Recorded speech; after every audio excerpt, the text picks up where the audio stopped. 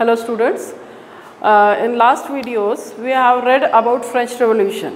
French Revolution, फ्रांसीसी क्रांति. Last videos में हमने फ्रेंच रेवोल्यूशन के बारे में पढ़ा था. जिस समय लुइस 16 जो फ्रांस का राजा था वह सिंहासन पर बैठा 1774. He got the treasury totally empty. उनका जो खजाना था वो बिल्कुल खाली था. और ऐसे खाली खजाने के साथ जब वो सत्ता में आए उसके तुरंत बाद उनकी शादी हो गई. वो उनकी उम्र 20 साल की थी तब उनकी शादी ऑस्ट्रिया की जो प्रिंसेस थी मैरी एंटोनेट उनके साथ हुई थी. परंतु वो समय एक ऐसा समय था जब ट्रेजरी पूरी तरह से खाली थी. ट्रेजरी यानी आप समझ सकते हैं मुद्रा कोष, या हम जिसे कहते हैं खजाना. हर देश का, हर राज्य का अपना एक खजाना होता है. वैसे ही वो जो खजाना था या ट्रेजरी थी वो पूरी तरह से खाली थी. और इस खाली ट्रेजरी के साथ पूरे फ्रांस को लेकर चलना ये बहुत ही कठिन काम था. तो अभी तक हमने जो पढ़ा था उसमें हमने 3 स्टेट्स के बारे में पढ़ा, इंट्रोडक्शन पढ़ा, 3 स्टेट्स के बारे में पढ़ा. अब हम पढ़ रहे हैं कि what are the reasons for the empty treasury. Empty treasury के लिए क्या रीजंस थे? तो पहला रीज़न था long years of war drain the resources. जब फ्रांस में लुइस 16 आए तब उस समय बहुत सारे युद्ध चल रहे थे. और चूँकि उस समय राज्यों के युद्ध आपस में होते ही रहते थे और इस कारण भी ट्रेजरी का बहुत सारा हिस्सा खाली हो चुका था. सेकेंड है maintaining an extravagant cost of the immense palace of Versailles. Versailles France में एक प्लेस है. उस वहाँ पे एक बहुत बड़ा पैलेस बनाया गया था. उस पैलेस के रख रखाव के लिए, देखभाल के लिए सैनिक, वहाँ उनके खर्चे, और बहुत ही शानदार पैलेस बनाया गया था. उस पैलेस का एक्स्ट्रावेगेंट खर्चा था. एक्स्ट्रावेगेंट एक्सपेंस यानी अत्यधिक खर्चा था. और इस पैलेस को सही रूप से चलाए जाने के लिए, चूँकि वो राजा का पैलेस था इसलिए उसकी व्यवस्था, उसका मैनेजमेंट सही तरीके से किए जाने के लिए उस पैलेस पर राजा के ट्रेजरी का एक बहुत बड़ा हिस्सा खर्च हो जाता था. देखिए, कहीं पे भी हम कोई भी चीज़ जब करते हैं तो उसके लिए हमको रुपए पैसे खर्च करने की ज़रूरत होती थी. यहाँ तो ये राजा का पैलेस था और उसके मेंटेनेंस के लिए वहाँ के घुड़सवार, वहाँ के सैनिक, वहाँ खान पान की व्यवस्था, वहाँ रहने की व्यवस्था, और चूँकि राजा का महल होने के कारण उसकी खूबसूरती को बनाए रखने की व्यवस्था, इन सारी चीज़ों में ट्रेजरी का एक बहुत बड़ा हिस्सा ट्रेजरी के पैसे का खर्च होता था. ये हो गया आपका सेकेंड रीज़न. थर्ड रीज़न जो है वह है अमेरिकन वॉर ऑफ इंडिपेंडेंस. हाँ, अमेरिका के जो 13 कंट्रीज़ थी, अमेरिका के जो 13 स्टेट्स थे, उन स्टेट्स में वो स्टेट्स जो थी वो ब्रिटेन की कॉलोनी थी. ठीक वैसे ही जैसे इंडिया कभी ब्रिटेन की कॉलोनी हुआ करता था. कॉलोनी के लिए हिंदी वर्ड यूज़ होता है उपनिवेश. जैसे ब्रिटेन ने या इंग्लैंड ने भारत को गुलाम बना के रखा था, ठीक उसी तरह से ब्रिटेन ने 13 अमेरिकन कंट्रीज़ को भी गुलाम बना के रखा था. और ये 13 अमेरिकन कंट्रीज़ जो थी वो अपने छुटकारे के लिए या अपने आप को फ्रीडम पाने के लिए फ्रांस के पास हेल्प मांगने आई थी. और फ्रांस का भी एनिमी ब्रिटेन था, क्योंकि ब्रिटेन से फ्रांस के छुटपुट झगड़े हुआ करते थे. तो ऐसा कहते हैं कि दुश्मन का दुश्मन दोस्त कहलाता है. इसीलिए फ्रांस ने अमेरिका से हाथ मिला लिया ताकि वो ब्रिटेन से उनको आज़ादी दिला सके. अब आप सोच सकते हैं कि 13 अमेरिकन कंट्रीज़ को वॉर के एक्सपेंसेस पुराना या उसके लिए खर्चा पुराना, सैनिक हुए, वेपन्स हुए, एमिनेशंस हुए, उन सारी चीज़ों की व्यवस्था करने के लिए भी फ्रांस की ट्रेजरी का एक बहुत बड़ा हिस्सा खर्चा किया गया. उस खर्चे की पूर्ति के लिए लुइस 16 को उस 2 बिलियन लीवर्स का उधार लेना पड़ा या कर्जे में आ गया. ठीक है, तो मैंने आपको पहला रीज़न बताया, long years of war drain the resources. बहुत समय से फ्रांस के आसपास के छोटे मोटे राज्यों से, बड़े राज्यों से छोटे मोटे युद्ध चलते रहे थे, जिसके कारण क्या हुआ था कि रिसोर्सेस में कमी आ गई थी. रिसोर्सेस मीन्स द मनी और द ट्रेजरी. ठीक. Next is maintaining an extravagant cost of the immense palace of Versailles. In France there is a place Palace of Versailles, and this palace was only for Louis XVI, and it is the immense beauty of this palace for this making this palace, maintaining this palace, so much money was expended. So this was the second reason. Third reason, American War of Independence, common enemy Britain. France and American countries, they had common enemy Britain. Britain ने American countries को अपना गुलाम बना के रखा था या colony बना के रखा था।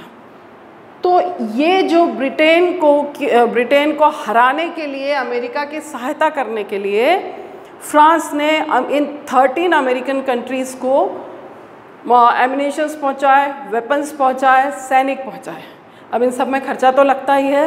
तो इसके लिए जब ट्रेजरी खाली होने लग गई तो लुई 16 ने 2 बिलियन लीवर्स उस समय की फ्रांस की करेंसी है, 2 बिलियन लीवर्स का डेट लिया और इस कर्जे में ट्रेजरी का नुकसान हुआ और ट्रेजरी को इस कर्जे का इंटरेस्ट चुकाने के लिए ट्रेजरी को बहुत सारा पैसा देना पड़ा। फोर्थ है हाई इंटरेस्ट ऑन लोन्स। जैसे मैंने आपको बताया 2 बिलियन लीवर्स डेट लिया था। कुछ समय पश्चात क्या हुआ कि जिन्होंने इनको राजा के राज्य में जो कर्ज देने वाले लोग थे उन्होंने 10% के हिसाब से 2 बिलियन लीवर्स डेट पर इंटरेस्ट लगाया और यह 10% देने में ट्रेजरी का बहुत बड़ा हिस्सा खाली हुआ। नेक्स्ट है regular expenses, army, court, government. जाहिर है फ्रांस एक बहुत बड़ा राज्य था। उस राज्य की आर्मी को मेंटेन करने के लिए उसके कोर्ट का यहाँ से मतलब है दरबार। देखिए उस समय मोनार्की था। मोनार्की मतलब जहाँ किसी राजा का शासन होता है या राज सत्ता, उसको मोनार्की कहते हैं।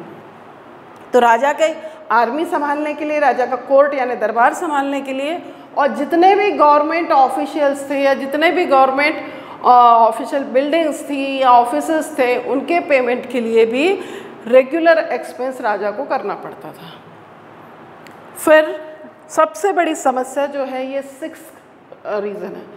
होना क्या चाहिए था कि राजा को टैक्स तीनों स्टेट्स के ऊपर बराबरी से लगाना चाहिए था। हम पढ़ चुके हैं कि हमने फ्रेंच की जो सोसाइटी थी उस समय की, उसमें 3 स्टेट्स थी। फर्स्ट स्टेट कौन सी? क्लर्जी यानी जो धर्म या धर्माधिकारी आप कह सकते हैं, या जो चर्च के लोग रहते थे। And they were not giving any kind of taxes. वो किसी भी तरह का टैक्स नहीं देते थे क्योंकि वो बोलते थे कि हम तो धर्म के अधिकारी हैं, हमको ये प्रिविलेज प्राप्त है कि हमको ईश्वर ने यहाँ भेजा है, तो हम किसी प्रकार का कोई भी टैक्स नहीं देंगे। वो हो गई फर्स्ट स्टेट। सेकेंड स्टेट मैंने आपको जो बताई थी वो थी नोबल्स यानी दरबारी, यानी जो कोर्ट में बड़े पद पर या बड़े ओहदों पर या बड़ी पोस्ट पर रहते थे, वो जो नोबल्स थे वो भी यही कहते थे कि हम किसी प्रकार का टैक्स नहीं देंगे।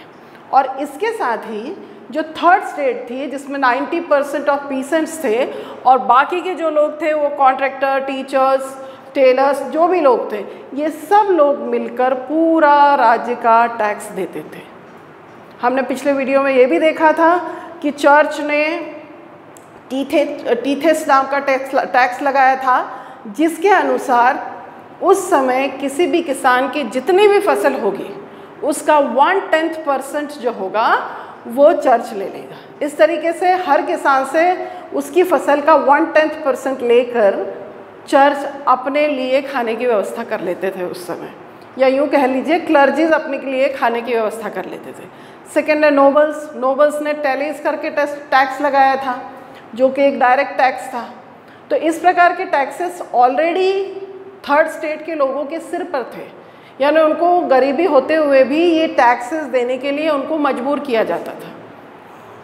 तो और सबसे बड़ी समस्या, जैसे मैंने आपको बताया कि tax was paid only by third state. The third state which was already very poor, that their condition was very poor, they were not getting crops, reasons due to weather, due to hailstorm or due to rain, whatever it may be. The third state, they didn't have money and still they had to pay money, and in these conditions many times they were not able to pay money. So whatever tax was imposed by the king, the tax was not paid by the third state. जो tax king के द्वारा लगाया गया था वो tax देने की स्थिति में थर्ड स्टेट था ही नहीं। किसान उस टैक्स को देने की स्थिति में ही जब नहीं थे तो राजा की ट्रेजरी भरने का सवाल ही नहीं उठता। भले लोगों पे अत्याचार किए जाते थे, पर यदि उनके पास पैसे होते ही नहीं होंगे तो वो कहाँ से दे सकते थे। तो ये हुआ हमारा 6th रीज़न है, reason for the empty treasury. The 7th one, king was forced to impose और इंक्रीज द टैक्स। देखिए यहाँ पे मैंने एक वर्ड यूज़ किया, forced. Forced means actually sometimes willingly he was not, he didn't want to take tax, so much tax from the people, but the conditions, the situations made him to force to take the taxes. राजा को इतनी सारी जो परिस्थितियाँ थी, इन परिस्थितियों के कारण tax लेने के लिए मजबूर होना पड़ा। तो हम क्या पढ़ रहे हैं?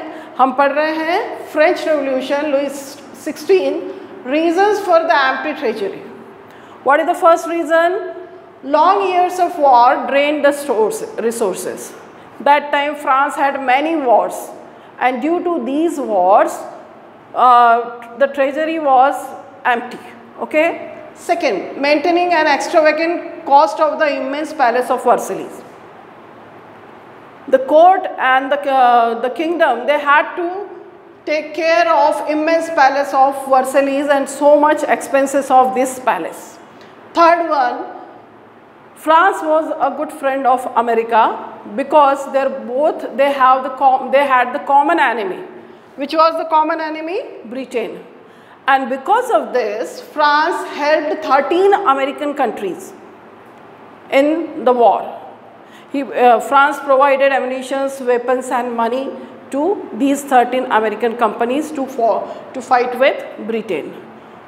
For this, the king of France, Louis XVI, he had to take 2 billion livres of debt. And after some time, when he was not able to pay back the debt, the debt giver, they put high interest on loans. And he had to pay the treasury had to pay 10% of this loan. Regular expenses, army, court, government officials. We all know that we need money to go.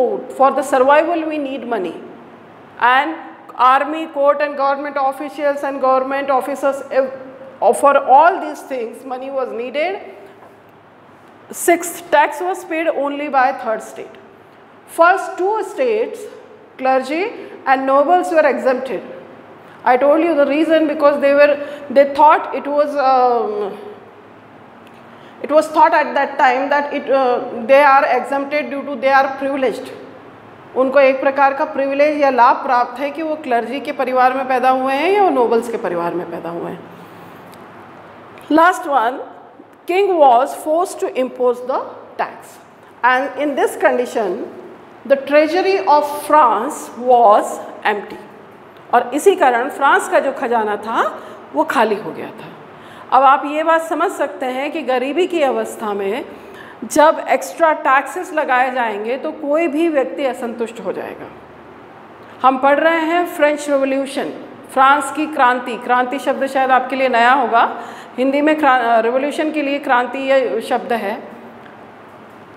क्रांति या revolution का मतलब है कि किसी भी एक चीज़ के अगेंस्ट या किसी भी एक चीज़ को अत्यधिक करने के लिए जब बहुत सारे लोग इकट्ठे होकर आवाज़ उठाते हैं तो उसे हम क्रांति कहते हैं। तो फ्रेंच रेवोल्यूशन एक तरीके की पूरी जनता की ये आवाज़ थी कि वो लुई 16 के राज्य से मुक्त होना चाहते थे। लुई 16 का जो ट्रेजरी था वो क्यों एम्प्टी था मैंने आपको बता दिया।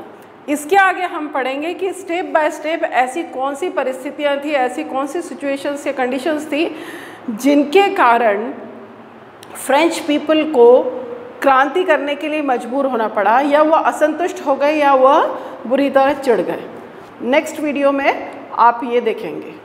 हम पढ़ रहे थे फ्रेंच रेवोल्यूशन, उसका नेक्स्ट टॉपिक जो है वो है the struggle to survive, subsistence crisis. Subsistence crisis का मतलब होता है हमको सर्वाइवल के लिए जो चीज़ें लगती हैं। देखिए हमको आपको सर्वाइवल के लिए क्या लगता है? रोटी, कपड़ा, मकान, है ना। ये हमारे मनुष्य जाति के सर्वाइवल के लिए सबसे प्रमुख चीज़ें हैं, ठीक। तो जो इन चीज़ों को मिलने के लिए जब स्ट्रगल होने लगता है या इन चीज़ों को आसानी से प्राप्त करने के लिए जब स्ट्रगल होने लगता है या बहुत ज़्यादा संघर्ष करना पड़ता है, तो हम उसको बोलते हैं सब्सिस्टेंस क्राइसिस।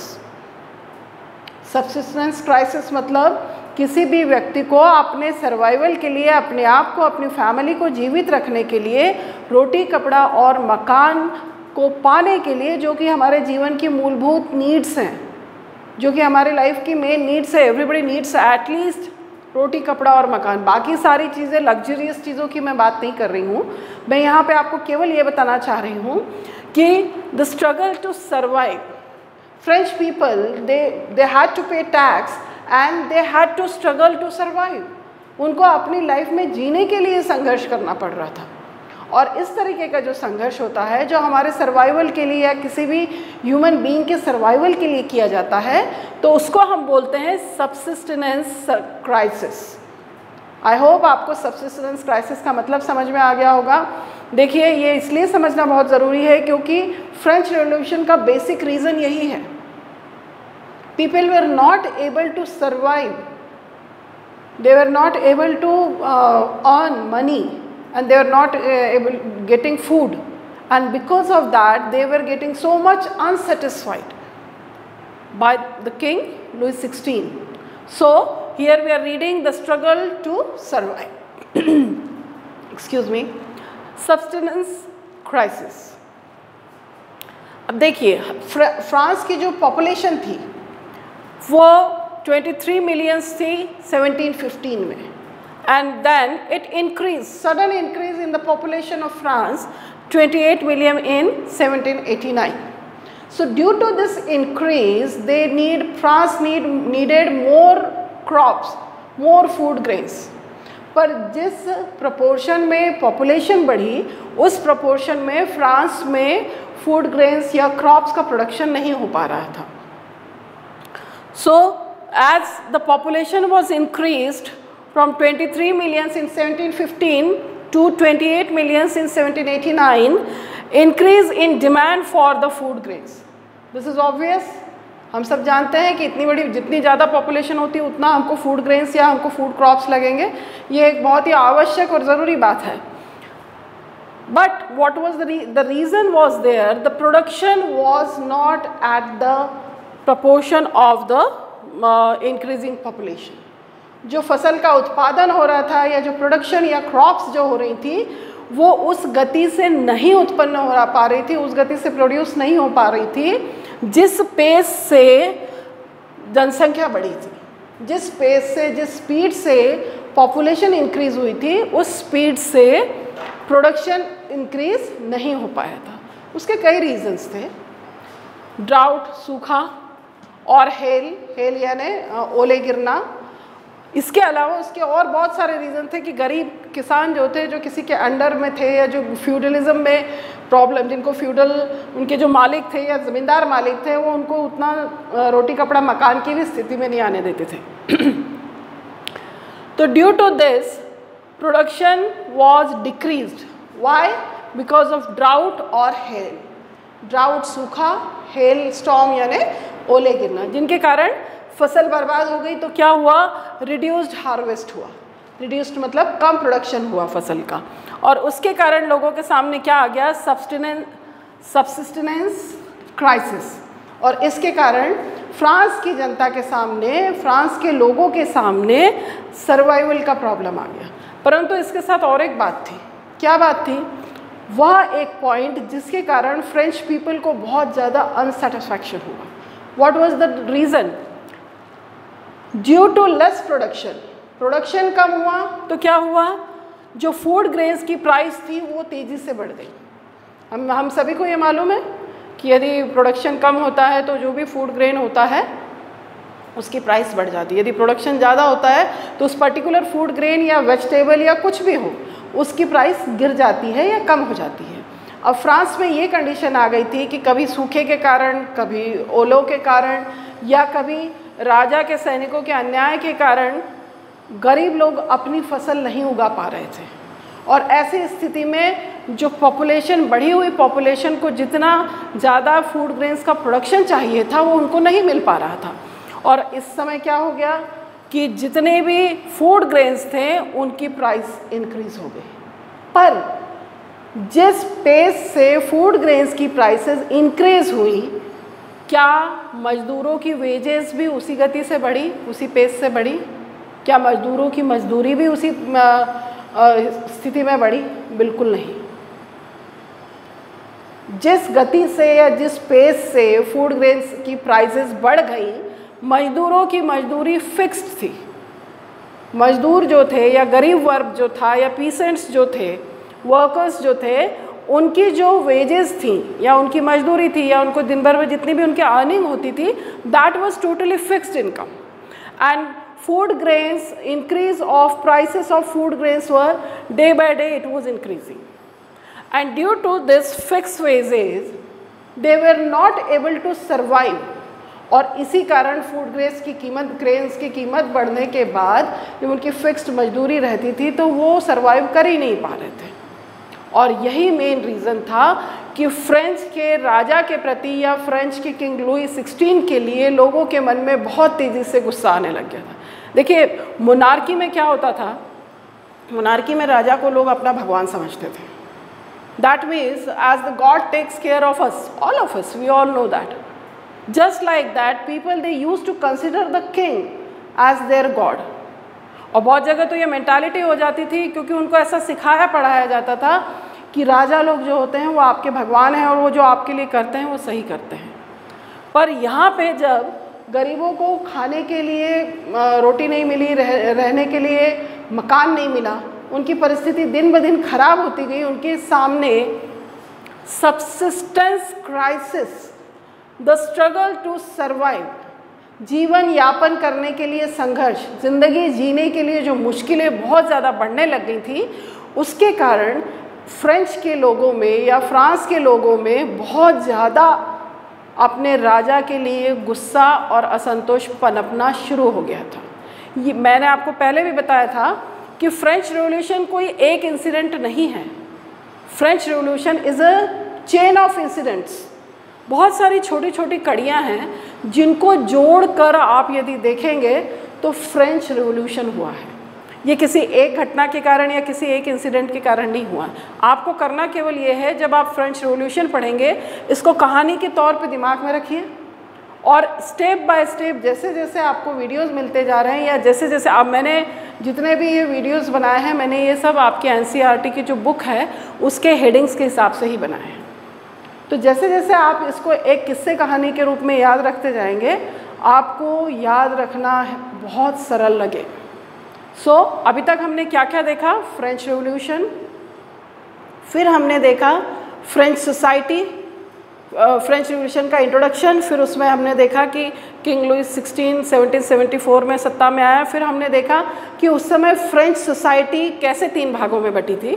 उसके बाद हमने ये देखा कि उस समय जो फ्रेंच किंग या फ्रांस के किंग लुई 16 जो थे, वो जब शासन में आए या सत्ता में आए तो उनको उनका ट्रेजरी एम्प्टी क्यों मिला, हमने उसके रीजंस देखे।